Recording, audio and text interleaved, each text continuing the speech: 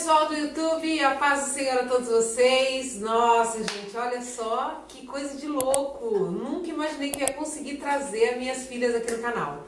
E vocês tanto pediram para elas vir aqui, elas vieram acompanhadas das melhores amigas. Lógico que tem mais amigas que não estão aqui, tá? Não fiquem tristes vocês que estão assistindo aí, que são amigas dela. Mas essas aqui são bem íntimas, então eu vou começar apresentando. Essa daqui é a Rebeca. A minha filha mais velha, ela fez 18 anos ontem e teve a festa ontem. Ela fez 18 anos, gente, dia 10 de agosto, e a festa dela foi ontem. Então, pra gente, ela fez 18 anos ontem. Então, a gente tá comemorando ainda os 18 anos da Rebeca. Essa daqui é a Larissa, amiga da Rebeca. Quantos anos você tem, Larissa? 16. 16 anos, gente. Olha, com um corpinho de 10, tá? Eu olhei o corpinho dela, 10 anos, corpinho. E a mentalidade de 30, gente. Muito boa a mentalidade dessas meninas. Essa daqui é a Raíssa, maravilhosa. Quantos anos, Raíssa? 16. 16 também. E essa daqui é minha filha mais nova, Renata, que está com 16 anos também. Vai fazer 17 anos em janeiro. Então, pra que a gente veio aqui hoje? Pra gente bater um papo, ó, montei essa mesa de café, ó. Mesa de café com jovem tem que ter o quê? Café? Chá? Não, gente. Tem que ter Coca-Cola, tem que ter pizza, a gente tem cookies, só coisa que elas gostam, tá? Elas não vão comer nada porque elas estão morrendo de medo, tudo travada. Mas o legal é que a gente vai extrair muita coisa delas, gente. Essas meninas, elas não são normais. Pra mim, elas são extraterrestres. É sério.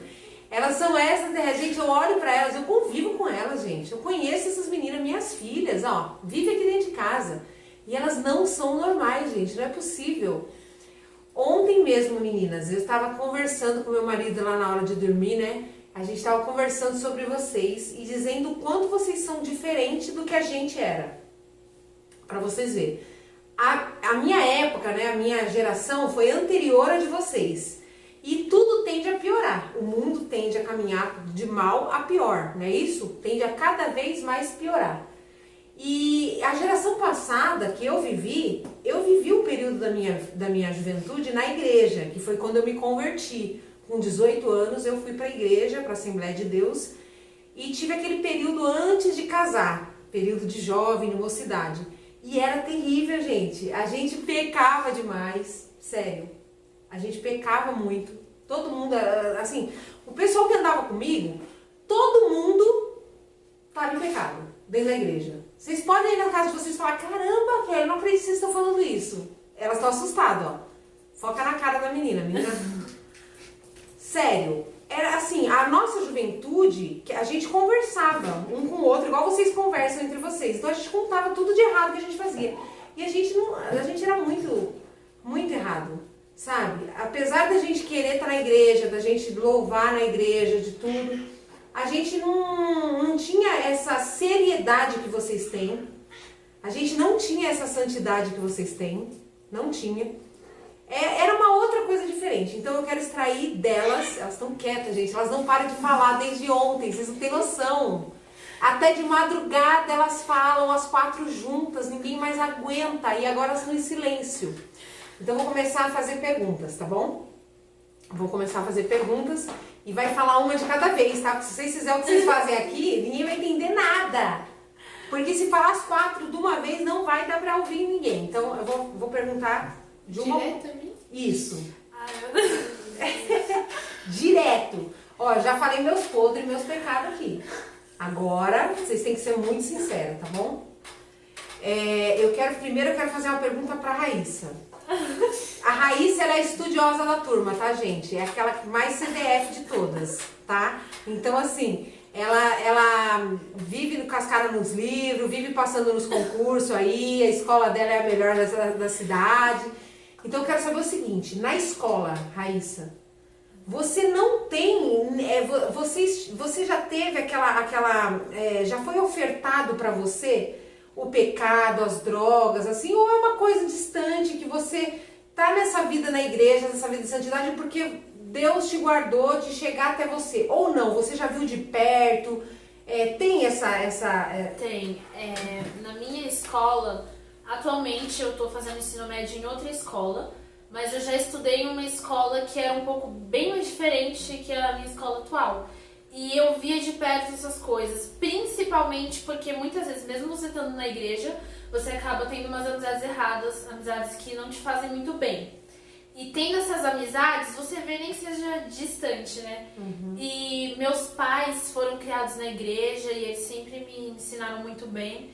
Então eu sempre recusei mesmo, mas já esteve muito perto de mim. Com certeza, diversas vezes o inimigo me tentou dessa forma. E foi bem difícil. Eu tive uma época da minha vida que eu estava bem mais feliz espiritualmente.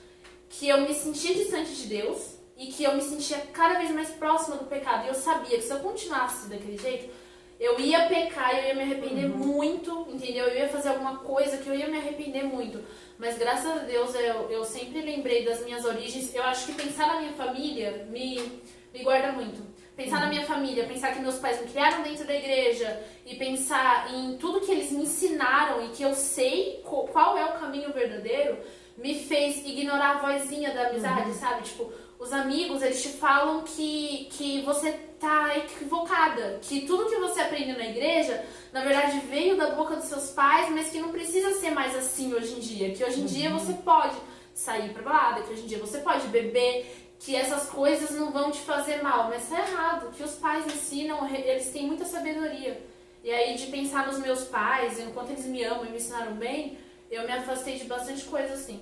Mas você já teve uma amizade ruim que se você continuasse, você ia mesmo?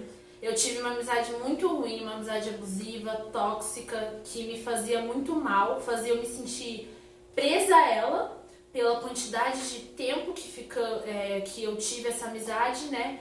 Então, fazia eu me sentir presa e fazia com que eu tivesse uma responsabilidade de continuar ali, mesmo não querendo. E como que você conseguiu se desvencilhar? Teve que ter uma mudança de escola, uma quebra de vínculo assim forte? Foi muito difícil. Eu tinha diversas brigas, porque toda vez que eu tava de bem, sabe? Que nós estávamos muito amigas, eu não tava de bem com Deus. Era sempre assim. Toda vez que a gente estava se dando bem, eu não estava me dando bem com Deus, eu não estava orando, eu não estava me sentindo bem dentro da igreja. E aí quando eu conseguia me reconciliar com Deus, que eu perdia perdão, que eu estava sentindo, que eu caía sobre mim, sabe?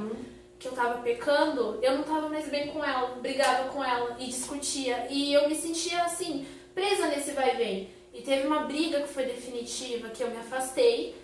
E ali eu perdi uma boa quantidade de amigos, eu me senti um pouco sozinha. E aí eu tive que pedir pra Deus pra me tirar do lugar que eu tava. Porque eu realmente não me sentia bem, me sentia muito solitária, muito melancólica. E eu pensava, nossa, eu preciso ir pra algum lugar que eu possa me sentir confortável em falar de Deus. Que eu possa me sentir confortável com as minhas amizades e que eu não precise ficar sozinha pra estar, né, pra manter meu relacionamento com Deus. E foi nesse momento que Deus me tirou da minha escola, me levou para outro lugar, mudou todo o meu ambiente, mudou todas as minhas amizades. As únicas amizades que realmente continuaram foi a Renata e a Rebeca, porque são amizades de Deus. Deus só confirmou pra mim, sabe? Isso. E foi isso que me fez me afastar dessas coisas mesmo. Uma mudança de ambiente de Deus, mas também nem sempre mudando de ambiente vai fazer você pecar. Às vezes precisa de uma mudança sua mesmo. Isso mesmo. Infelizmente, gente, às vezes existem épocas na vida da gente que a gente precisa mudar o ambiente. Eu já passei por isso, de estar numa escola, quando eu era adolescente, e eu penso assim, gente, eu já fiz tanta besteira aqui dentro, já errei tanto aqui dentro, que quando eu falava que eu era crente, as pessoas achavam assim, que era uma piada. E aí eu queria mudar de escola para começar do zero. Eu acho que todo mundo já teve isso, né? Menos a Larissa, gente. Porque a Larissa, ela é a quarta pessoa da Trindade. Larissa, se você não contar aqui, a gente não vai acreditar. Porque pra gente, a impressão que a gente tem é que você é a quarta pessoa da Trindade. Tô bem longe. Bem longe também não. Você tá muito próximo disso. Porque, olha, como que é isso, Larissa? Você sempre foi assim? Ou você também teve um período da sua vida, igual as minhas filhas eu sei que já tiveram. Principalmente essa daqui. Você já teve algum período que você se sentiu fraca? Ou da sua infância até você se tornar essa menina que você se tornou hoje? Várias vezes, na verdade, Sério? né? Eu não me considero forte. Não me considero. Eu olho pra mim, eu vejo muitas minhas fraquezas. No entanto, quando vocês falam, eu fico tipo, gente, não, porque eu acho que é isso que faz você se tornar mais sorte, porque você reconhece a sua dependência. Eu me vejo com alguém muito dependente de Deus, então que as pessoas falam, nossa, não parece. Eu falo, não, gente, E eu acho que é reconhecendo as nossas fraquezas que a gente acaba se fortalecendo em Deus, porque a gente vê o quão dependente nós somos dele. Gente, ela é muito linda, né? Mas você é realmente essa pessoa assim que é uma referência para as minhas filhas, né? Elas falam mesmo bastante assim a respeito da sua maturidade espiritual, né? Mas eu quero perguntar uma coisa para a Rebeca e também para a Renata. Elas vão falar uma parte aqui que essas duas aqui não pode falar, que é sobre namoro. As duas namoram, sempre foram namoradeiras, viu, gente? Nossa, não queria esperar, tinha que namorar. Mas apesar de querer namorar, elas estão conseguindo, eu falo isso principalmente pela Rebeca, porque a Rebeca tem 4 anos de namoro, né, Rebeca? 4 anos de namoro com o Eliabe. E assim, 4 anos de namoro em santidade. Por que a gente sabe que é em santidade? Porque só andam com a gente. Então, assim, quando eles têm oportunidade, por exemplo, no aniversário de 4 anos de namoro, tiveram a oportunidade de jantar os dois sozinhos. Eu falei assim, vamos lá, eu levo vocês lá no restaurante, deixo vocês lá e depois vou buscar. Aí eles falam assim, não, a gente quer que vocês vão também. Aí vai todo mundo no restaurante comemorar os 4 anos de namoro da Rebeca. Então, assim, estão sempre junto com a gente.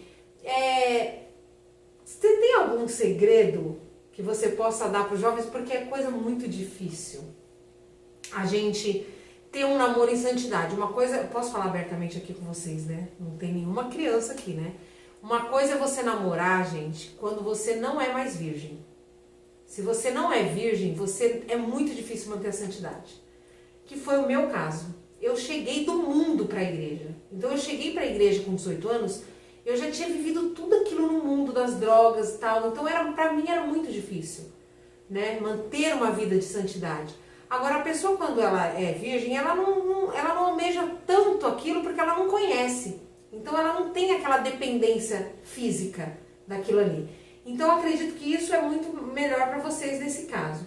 Mas o que você pode dar de dica para os jovens que começaram a namorar e que são cristãos e que querem ter... O que te faz, o que te motiva a ter um namoro em santidade? Eu conversei isso com a Renata uns dias atrás, e o Jonatas também. A gente estava falando que o que faz muita diferença hoje em dia é o temor a Deus. A gente não tem visto tanto temor a Deus no meio dos jovens, e a gente precisa ter esse temor. A gente até conversa sobre como é que a gente começa a ter esse temor, né? Como é que a gente adquire esse temor e não cai em pecado, né? E eu não sei, na verdade, eu acho que a educação que a gente teve em casa foi muito significativa nessa questão. Eu nunca, por exemplo, a gente não pode faltar culto desde pequena. Não quero ir para a igreja, vai sim. E isso foi criando um temor dentro da gente.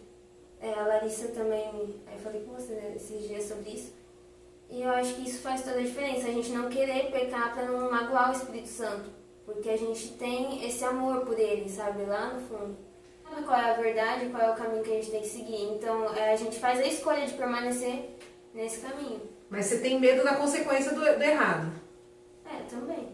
A gente tem essa consciência de que se a gente sair do caminho, as coisas vão dar errado pra gente depois. Porque assim, eu e o Alexandre, a gente teve algumas escolhas erradas no namoro. Igual eu já falei pra vocês. Era uma coisa normal e natural no meio dos jovens da minha época. E eu acredito que a gente colheu muita coisa. Porque o homem, ele é livre para plantar, mas ele é escravo da colheita. Então a gente colheu muita coisa que foi por conta das escolhas erradas que a gente fez. Uma delas, por exemplo, é que ninguém apoiou o nosso casamento e a gente não teve dinheiro nem de casar na igreja. Eu não tive o meu sonho de me vestir de noiva e de casar na igreja. Como ninguém apoiou, a gente não tinha dinheiro, a gente teve que ir no cartório e casar. Sabe? Pegar o dinheiro que tinha, alugar uma casa, comprar os móveis e casar. Não tivemos ninguém que desse uma xícara, um garfo e falasse, isso aqui é para vocês começar a vida. Não, a gente começou a vida sozinho. Então, assim, será que também o fato de eu falar abertamente sobre as minhas escolhas erradas, e vocês verem, né, até hoje as consequências das escolhas erradas que eu fiz. Porque a gente enfrenta muita luta, e a gente enfrentou muita luta dentro do casamento por não ter tido um namoro de santidade.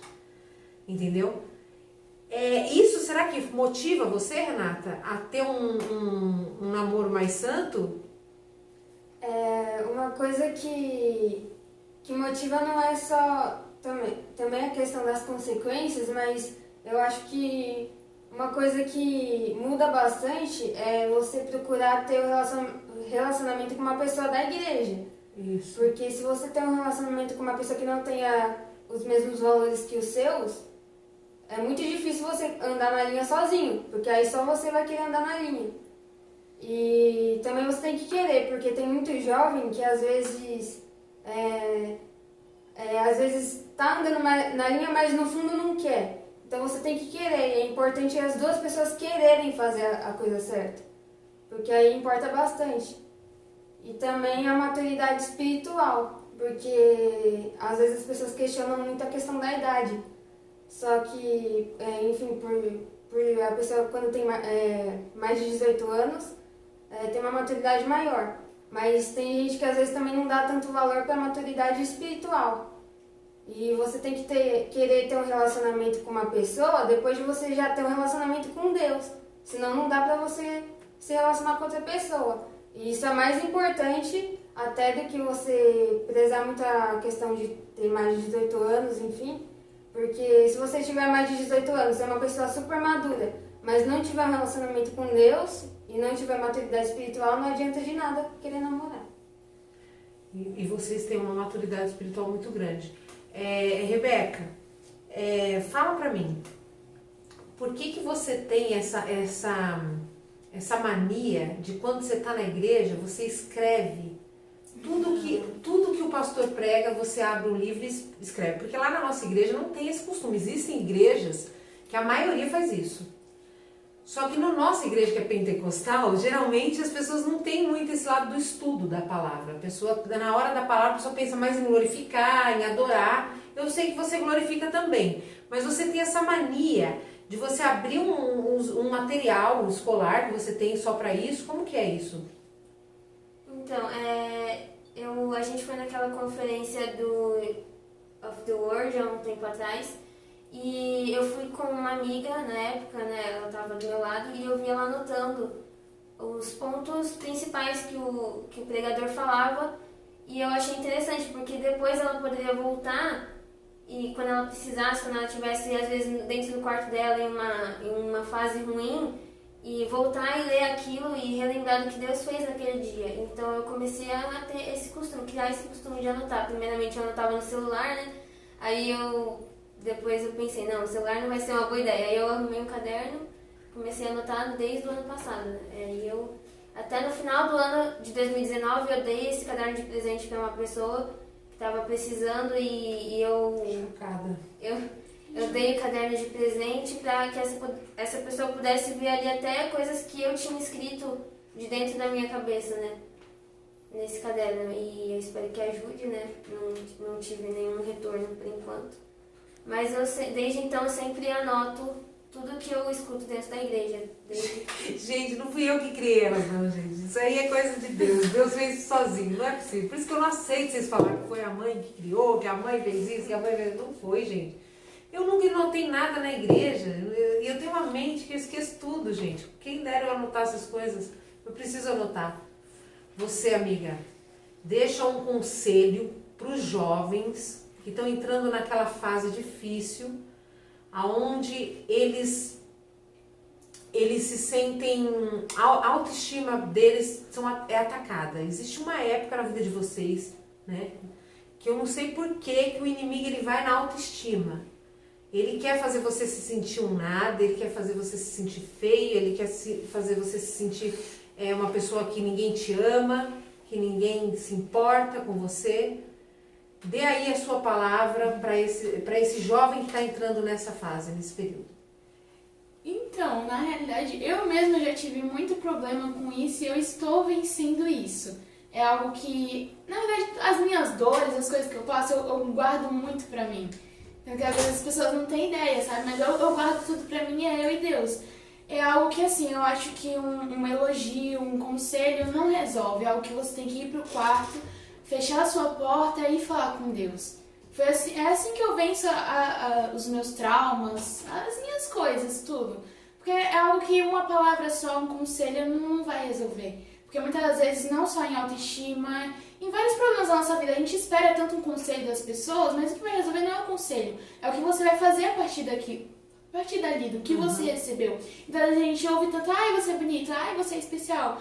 Mas a gente não sabe, tipo, ai, você é importante pra Deus, mas a gente não vai buscar na palavra, a gente não busca conhecer o Deus que disseram que a gente é importante pra Ele. Acho que o conselho é fecha a porta do teu quarto e vai buscar o Deus que falaram pra você que você é importante pra Ele, porque nós somos. Mas quando eu tô com a autoestima assim meio abalada, eu tento olhar pra frente do espelho e falar, olha, Deus me fez com perfeição. Uma vez uma irmã, eu acho que eu contei pra você, não lembro. A irmã fez uma dinâmica e escolheu 2 pessoas. Acho que foi coisa de Deus, mas me escolheu e escolheu outra pessoa. Falou, fala uns defeitos seus pra mim. Na hora dos defeitos, nossa, eu falei um monte. Ela agora fala uma qualidade. Aí eu fiquei olhando pra cara dela, pensando, falei, gente... Aí eu falei pra ela, passou mal tempão e eu olhando ainda pra cara dela. Falei, nossa, na hora de falar os defeitos eu sabia tanto do que falar, agora eu não sei. Aí ela parou, olhou sério pra mim e falou, como assim? Você tá dizendo que aquilo que Deus fez em você não é bom? Foi um tapa na minha cara, eu fiquei tão reflexiva. Eu fiquei, caramba, e falou muito comigo, porque a gente se julga tanto e a gente esquece que foi Deus que nos fez. Então, dependendo do que é aquilo que a gente julga, a gente tá julgando não só nós, mas a Deus, o Deus que nos fez. Acho bom pensar nisso também, né? Porque muitas vezes a gente se julgando, a gente questiona muito aquilo que Deus criou em nós. A gente esquece que existe um Deus que arquitetou tudo em nós, que a gente não é obra do acaso. Verdade. Nós não somos obra do acaso, né? Somos obras das mãos de Deus. Parabéns, amiga. Você é realmente linda. Alguém tem mais alguma colocação para colocar aqui? Cadê aquelas meninas que falam, parece não... Nossa, Deus, misericórdia. Olha, eu sei que existe assim, a gente começa a pensar, tem tanta coisa para falar, né? Tem tanto assunto que vocês têm propriedade de falar, né? A respeito de suicídio, a respeito de tanta coisa que está atacando esses jovens, né? Mas o vídeo ele não pode ser muito longo, eu queria mais apresentar vocês e que as pessoas comecem a seguir vocês no Instagram. Vou deixar o Instagram aqui dela, da Larissa, vou deixar o Instagram da Rebeca aqui também, vou deixar o Instagram da Raíssa, da Renata. E você que é jovem, que está precisando de uma palavra, de um amigo, né, de uma força, vocês podem ir lá no Instagram delas e seguir elas e conversar com elas no direct. Vou deixar também aqui no link, né, na descrição, o canal da Rebeca. Ela tem um canal onde ela canta aqui e quem sabe ela não pode gravar alguns vídeos falando, né, a respeito das coisas que os jovens precisam ouvir, e vocês têm muito que ensinar. Apesar da pouca idade, vocês têm muito que influenciar, porque vocês são top mesmo, eu conheço vocês, eu sei quem vocês são, eu ando com vocês, durmo, acordo com vocês, e eu sei que vocês têm muito, muito que influenciar essa geração, tá bom? E alguém aqui pode fazer uma oração por esses jovens? Quando virou pra mim. A pastora é ela, gente, a pastora da turma. Vamos orar? Ora pelo jovem que está te ouvindo, às vezes está até em lágrimas já diante desse vídeo, pensando, eu queria tanto ter uma amiga igual a essa. Vamos orar. Senhor, nosso Deus e nosso Pai, Espírito Santo de Deus, Senhor, eu te agradeço por este momento que o Senhor nos proporcionou, Pai. Para cada coração que recebeu essas palavras, Pai, que não fique somente no ar, mas que o que foi dito aqui, a Tua presença esteve conosco, Pai. E eu sei que a Tua palavra, ela não volta vazia, Pai. Que gere frutos, Pai, que gere transformação. Visita a pessoa que está nos assistindo, Senhor, toca a vida dela, ajuda ela nas suas fraquezas, Pai. Nós não a conhecemos, mas Tu és o Deus de longe, o Senhor é Deus de perto, o Senhor vê todas as coisas. Cuida dessa pessoa, Pai, ajuda, a sustenta, Pai. Se ela estiver cambaleando no meio do caminho, fortalece essa pessoa, Pai, em nome de Jesus, nos ajuda também, Pai, pois nós não somos nada sem Ti, Pai. Ai de nós se não fosse a Tua mão, Pai, se não fosse a Tua misericórdia. Fortalece-nos na caminhada, Pai, fortalece a Kelly, que esse canal seja bênção, Pai, para a vida de muitas pessoas, assim como tem sido. E que a Tua presença esteja sempre conosco, pois nós dependemos de Ti. Obrigada por tudo, Jesus. Em nome de Jesus eu oro e Te agradeço. Amém. Amém. Sentiram aí, né? Receba então. Em nome de Jesus. Fiquem firmes. Tchau.